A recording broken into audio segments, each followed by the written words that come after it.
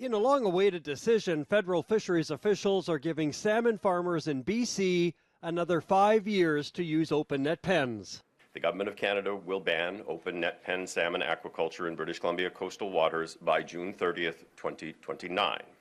It follows a Justin Trudeau election promise in 2019 to transition pens out of the ocean by next year, so this is a reprieve, but companies won't see any more licenses after this unless they're for a different technology.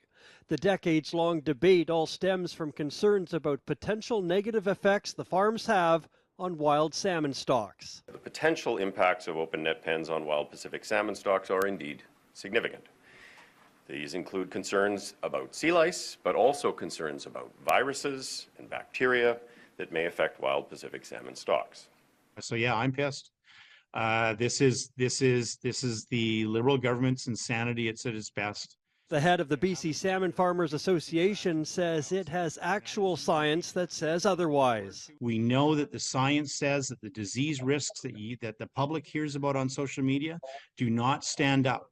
But we have rich activists, and that activist voice has been heard, and the science, the reputable science that the federal government have been doing has been largely ignored in this debate. Fisheries officials say they're following the precautionary principle that states they must act against anything that might cause harm.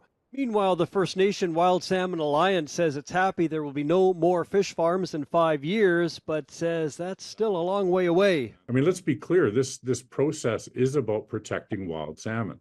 And so if they're going to sunset them in 5 years, it makes no sense to allow them to plug every farm as full as they can for 5 years and amplify the risk to wild salmon. We will look forward to trying to find a path forward.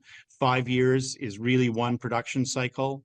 And it is going to be interesting to see whether we can meet the technology requirements that unfortunately the federal government is putting in front of this sector.